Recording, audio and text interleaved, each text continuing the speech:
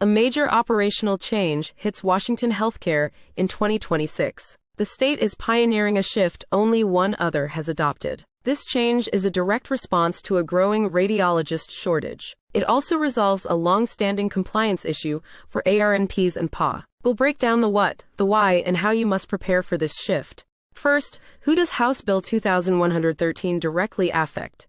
It targets diagnostic, therapeutic, and MRI technologists performing IV contrast procedures. To grasp the change, consider the past standard.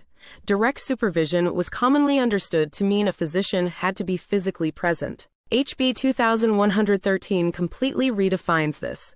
It explicitly authorizes virtual direct physician supervision, removing the physical presence mandate. The law is precise on technology. It demands real-time audio and video. Simple phone calls are explicitly forbidden. And this isn't just for physicians. The bill solidifies that ARNPs and physician assistants can also provide this supervision. The goal is plain: to modernize state statutes, aligning law with telehealth growth and outpatient imaging centers. With the supervisor now remote, the most pressing question becomes, how is patient safety possibly maintained? The law's main safeguard is a firm physical presence rule. Trained clinical staff must be on-site, capable of instantly responding to contrast reactions. On-site staff is the first defense. But what is the remote supervisor's duty in an emergency if they can't physically intervene? Professional standards require the remote supervisor to be fully aware of the facility's resources and local infrastructure to manage a reaction from afar. A pre-existing state rule reinforces this framework. Since 2021, Washington requires all professionals using telemedicine to complete specific training. This state law doesn't exist in a bubble. See how it fits with national rules and offers direct operational advantages. Notice the timing.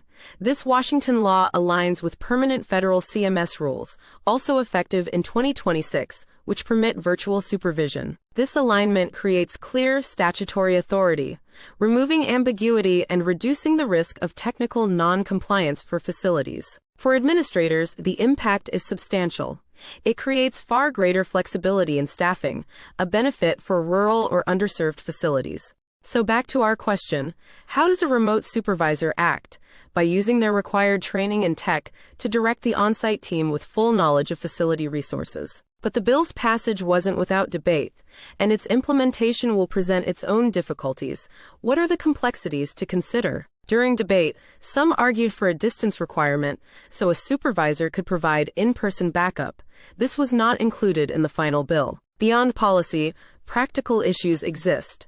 Virtual supervision is susceptible to poor internet connectivity, and capturing nonverbal cues remotely is difficult. This means the supervisor's role itself must change. Effective remote oversight demands adaptation to new technology and new communication methods. With these challenges, one might think virtual supervision is just a compromise.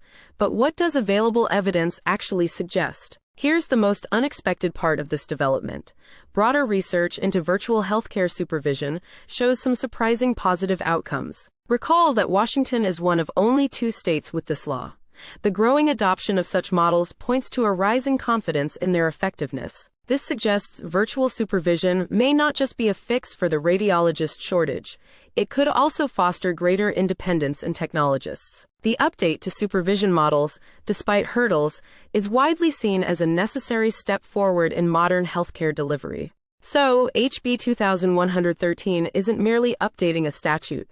It's enabling a model that evidence indicates can improve staff competence and confidence. Let's tie this all together.